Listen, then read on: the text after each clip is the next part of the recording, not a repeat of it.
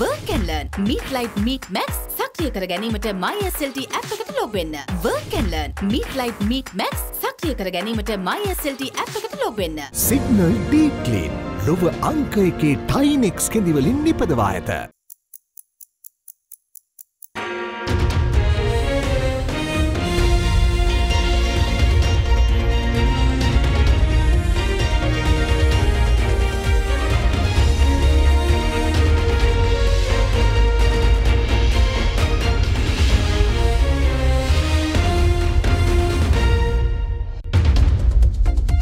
On First at 9, this Saturday, the 19th of November 2022.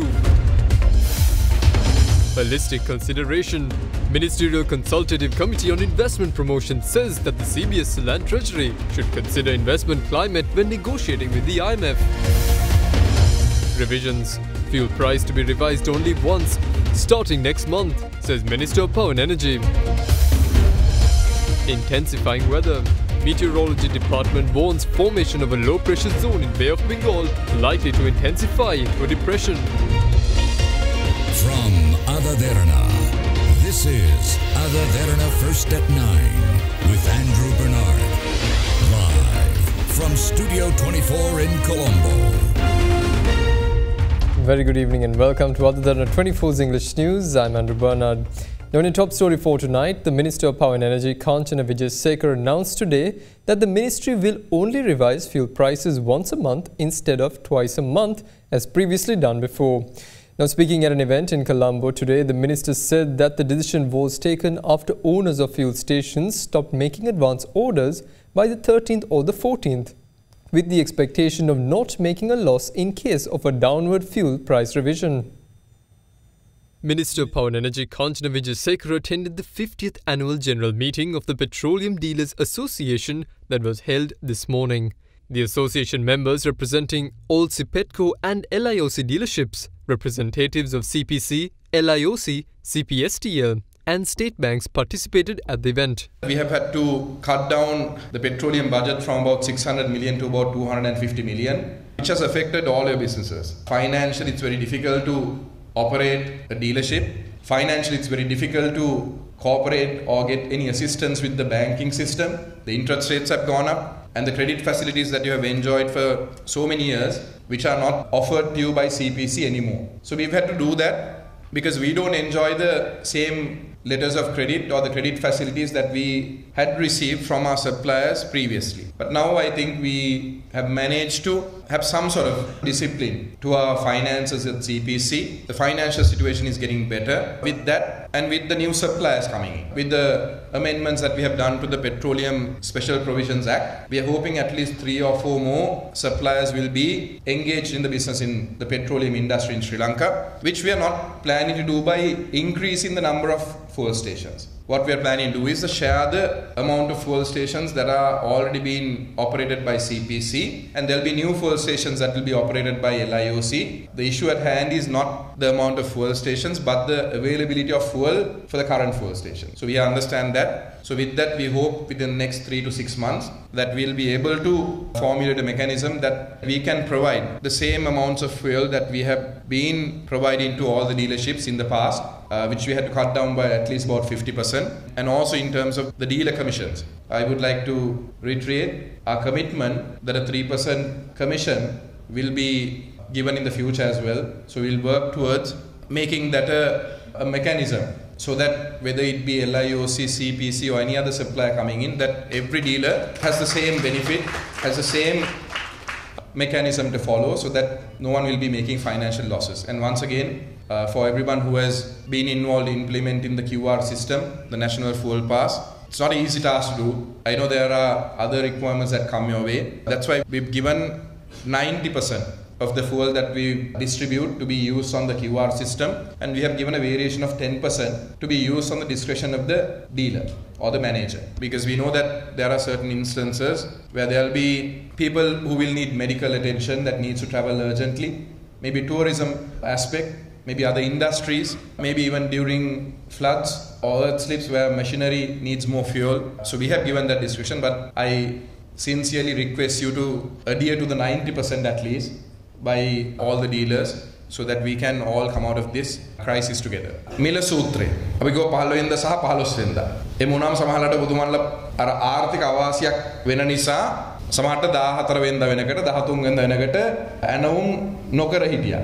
එනිසා අපි දැන් තීන්දුවක් ගත්තා මාසිකව තමයි ඒක සිදු කරන්නේ. ඒක ඡන්ද කැබිනට් මණ්ඩලයට එනවා.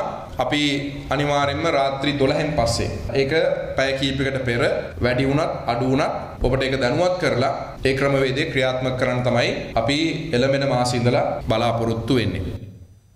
Now, set of proposals on how the country can establish economic stability are expected to be presented by the end of December this year by the National Council Subcommittee for Identifying Short and Medium-Term Programs related to economic stabilization. Experts attending the meeting pointed out that the country could garner more local and international support if steps were taken to introduce large-scale anti-corruption processes and the importance of implementing the law and assets and liabilities. The chairperson of the National Subcommittee for Identifying Short and Medium-Term Programs, MP Partli Champika Ranawaka, announced this during the committee meeting held recently to discuss the new laws required to stabilize the economy. The chairman highlighted that it is important to discuss whether there were shortcomings in the law among the reasons that led to the country's economic bankruptcy and to discuss the next steps to be taken. The experts that participated in the committee expressed their views on the reforms that should be made in the country's legal system in order to obtain local and international support to create economic stability in the country. The role and accountability of the central bank, the treasury, the government officials, politicians and the business community dealing with them were discussed at the meeting. Further, proposals were presented on the need for a large-scale anti-corruption process and the importance of implementing the law on assets and liabilities. Officials of the Ministry of Justice said that 55 new laws and amendments to existing laws are currently underway. Here, the senior lawyers pointed out that due to the COVID pandemic situation, the number of cases pending in the courts is high, so the trials should be managed efficiently. Now, the Ministerial Consultative Committee on Investment Promotion has stated that the central bank and the treasury should have a clear understanding on the country's investment climate and the requirements when negotiating with the International Monetary Fund. The remarks were made by MP Dhammika Pereira when the committee met recently, pointing out that the current investment package that is offered to investors are not currently enough to attract them to the country. The Ministerial Consultative Committee on Investment Promotion convened early this week under the patronage of Minister of Investment Promotion Dilum Amunugama. During this, it was decided that the investment package is currently not attractive enough to attract investors to the country and that this situation should be explained to the central bank and the treasury. MP Dhammika Pereira said that the central bank and the treasury needs to have a clear understanding of the investment climate and requirements when engaging in negotiations with the International Monetary Fund. The committee also instructed the Board of Investment to provide the data regarding the number of investment projects, investments and jobs that were received under the current investment package at the next meeting. The Board of Investment stated that when compared to other countries, the benefits that can be provided to investors are lower and that they have observed a lower turnout in investors due to the removal of tax exemptions. In the meantime, the possibility of amending the laws so that foreigners can buy land for investment has also been discussed here. And the leader of the opposition, Sajid Premadasa, claims that the perpetrators of the central bank bond scam are now trying to appoint their loyalists into key positions within the central bank.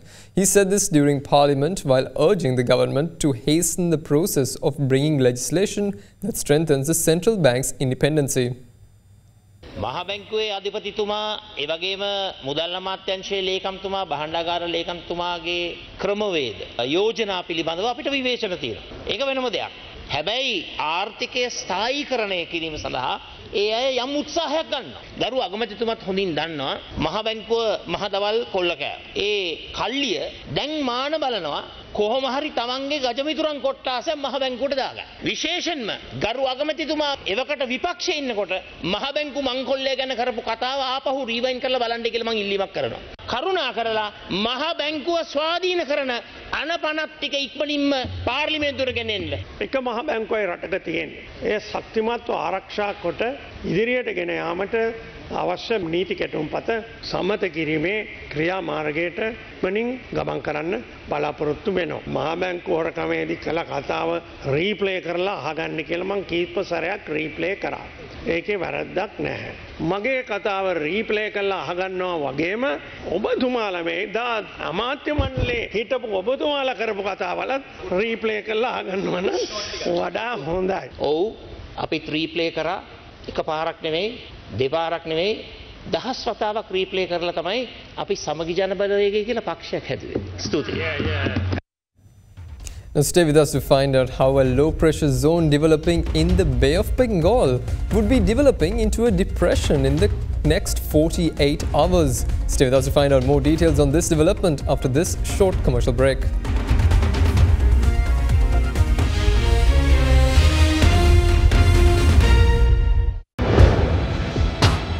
Big 3.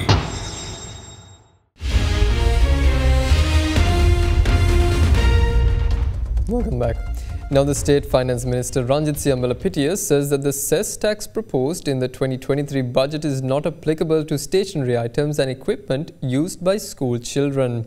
He mentioned this while delivering a special statement in the Parliament earlier today. The State Minister stressed that the prices of imported textbooks, notebooks, pencils, erasers and paper material used to produce notebooks have not been revised due to the cess tax revision, which was made effective from the 15th of November 2022. Accordingly, the prices of these items locally produced or imported have not been subjected to any changes due to the amendments made to the cess tax. The State Minister further stated that the tax is imposed based on the import value when substitutes for the imported items are locally produced. Thereby, the cess tax on imported ballpoint pens, shoes and bags was amended to reflect the used exchange rate. As a result, the prices of these imported items are likely to see an increase.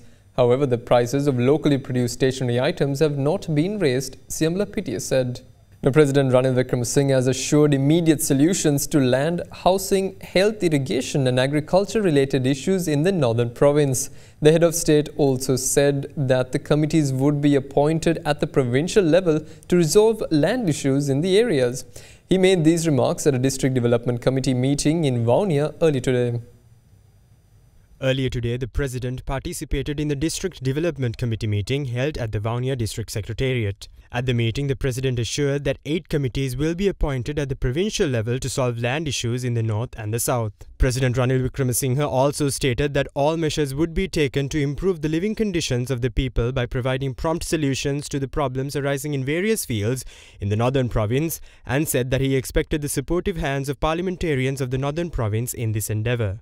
Yala කියලා කිව්වොත් පරණ gazette තියෙනවා යාල. සෙල්ලා ගම්මාන හැටියට පාවිච්චි කරාද කියලා 1983 නැත්තම් 1983 වනාන්තර හැටියට තිබුණද කියලා. ඒක හොයලා දුන්නෙත් 1983 ඩේට් එක කරගත්තොත් ඒ අනුව අපිට බලන්න පුළුවන් මොනවාද ඉඩම් තියෙන්නේ කාටද නැත්තේ කියලා. ඒගොල්ලෝ මහවැලි ලෑන්සුත් මේ මඩකලපුවේ තිරුකුණාමලේ මේ මාදුරුවේ පැත්තේ ගැසට් කළා වනාන්තර හැටියට. 80 පටන් ගත්තදී වෙන් කළා තියෙන මම මේ මැප්ස් දැකලා තියෙනවා. අද ඒව උඩ දාලා තියෙන වනාන්තර කියලා. අපිට 32ක වනාන්තරත් උවමනයි. දැන් මේ ඉඩම් ටික විසඳුවාම ඒතර අපි දන්නවා මොකක්ද තියෙන්නේ ඉන්වෙස්ට්මන්ට් වලට මොකක්ද තියෙන්නේ ඇග්‍රිකල්චර් වලට. මේක කොහොමත් මේක අන්තිමට ජනාධිපති කාර්යාලයෙන් බලා ගන්න ඉන්නේ මේක. හරිද? නැත්තම් මේ ප්‍රශ්න ඉවර වෙන්නේ නැහැ කොහෙවත්. Sri Lanka today received a consignment of 1,000 metric tons of rice donated by China. The new consignment of rice donated by China to Sri Lanka is expected to be distributed to schools island-wide as soon as the shipment has been unloaded. According to the Chinese embassy, a total of 7,000 metric tons of rice have been handed over to Sri Lankan authorities since June this year.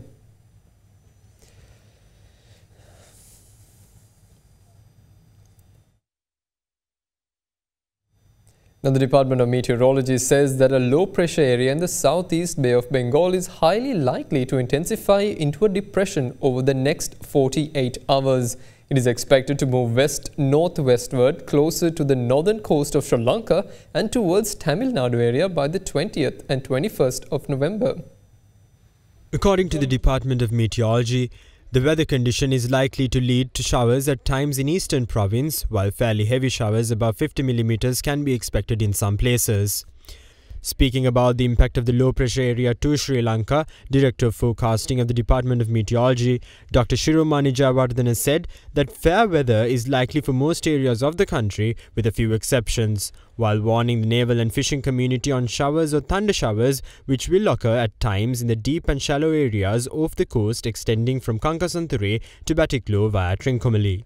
Under the influence of this system, strong winds up to 40 to 50 kilometers per hour can be expected at times over northern, north central and eastern provinces. But we do not expect much showers. A few showers are likely in the northern, north central and eastern province, and mainly fair weather will prevail elsewhere over the country. Regarding the sea areas surrounding the island, naval and fishing communities are advised not to venture into the deep and shallow sea areas of the coast extending from Kankasanthore to Batiklo via Trincomalee until 21st November.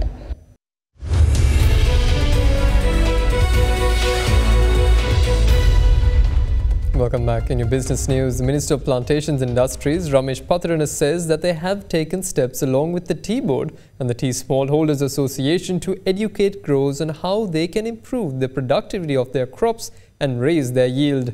Speaking at the annual general meeting of the Association of Small and Medium Exporters of Tea, the minister said that while Sri Lanka's replanting capacity currently stands at 1%, it needs to increase up to 3%. The prices of urea and other chemical fertilizers gradually coming down in the world market, something that will help to prevail sanity amongst the tea growers in this country. And from the ministries, we suggested the tea board to provide some assistance for the tea factory owners to purchase fertilizer. I think now tea board has provided more than 2 billion rupees to the tea factory owners to purchase fertilizer and to distribute fertilizer amongst the tea smallholders. So during next year, perhaps, if the climatic conditions prevail well, if we experience rain with the available fertilizer, we should be able to come back to our average level of 300 million kilos during next year. But this year, as per the estimates of the tea board, we might go down to about 260 million kilos this year as against 299 last year. So Sri Lanka had recorded the highest. I know this is a concern for all of you. The prices have gone up because less production. There's competition amongst the exporters. One good thing about that is higher prices have trickled down to the growers. So the growers are very happy because their prices have gone up significantly. But we need to ensure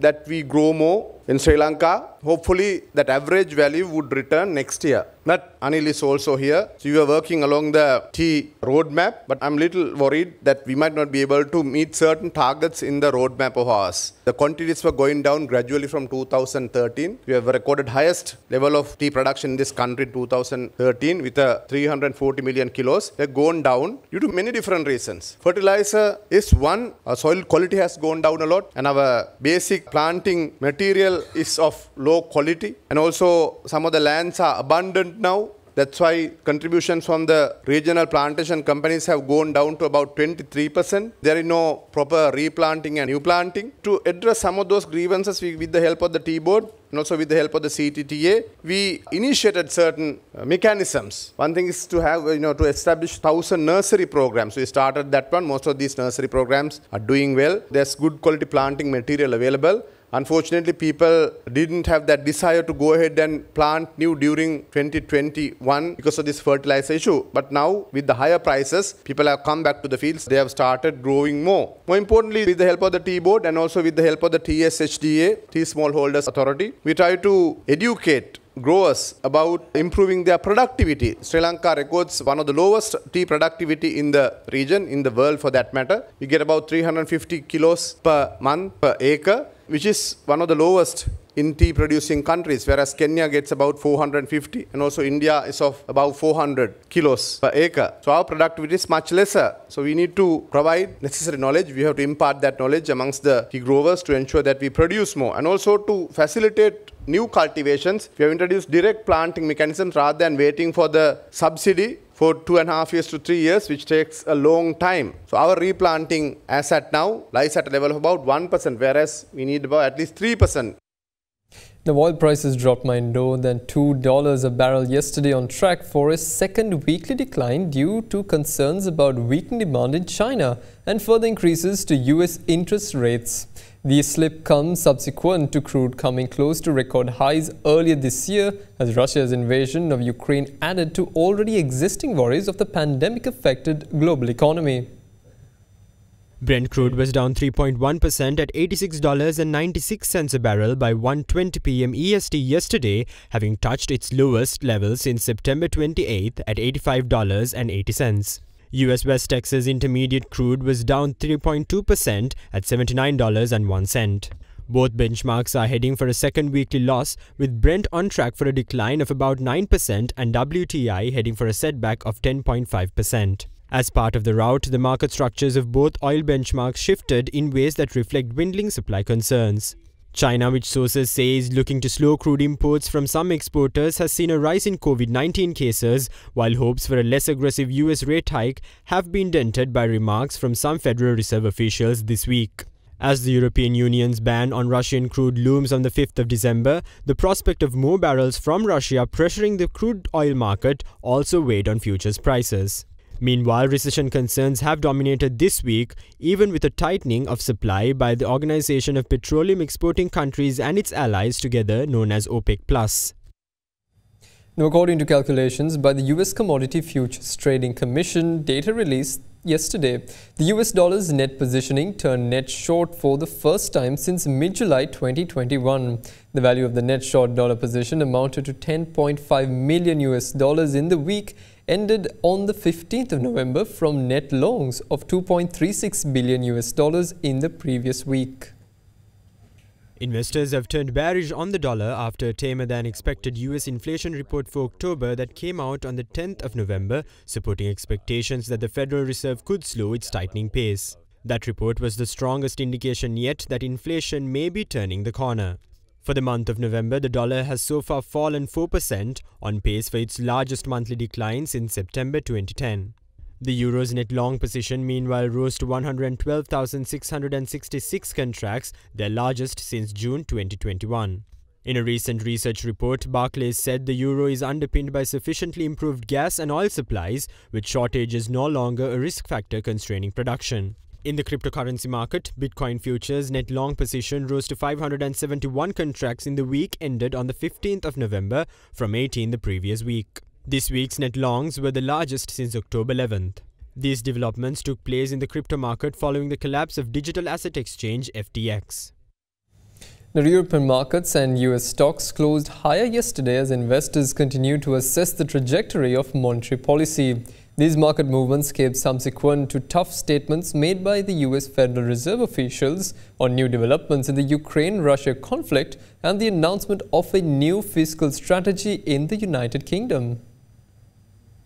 The Stoxx 600 provisionally closed up 1.1%, paring losses from the last two sessions to end the week higher than it began. Retail and auto stocks both added nearly 2% to lead gains as almost all sectors ended the session in positive territory. Global markets took some heart from the lower-than-expected consumer and wholesale inflation prints last week, prompting bets that the central bank would have to slow its aggressive interest rate hikes.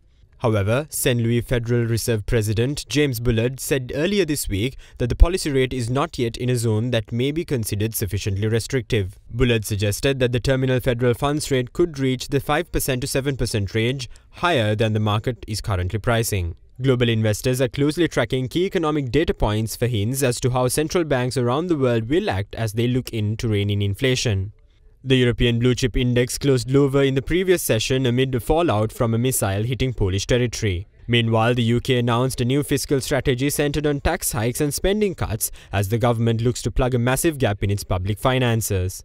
US stocks also climbed in morning trade, though shares in Asia Pacific were also uncertain as Japan's core consumer price index for October rose at its fastest annual pace in 40 years. And that concludes tonight's edition of First at 9. Join us again tomorrow at the very same time for the very latest news. Until then, visit our website www.adaderana.lk for more news. Have a pleasant evening and good night.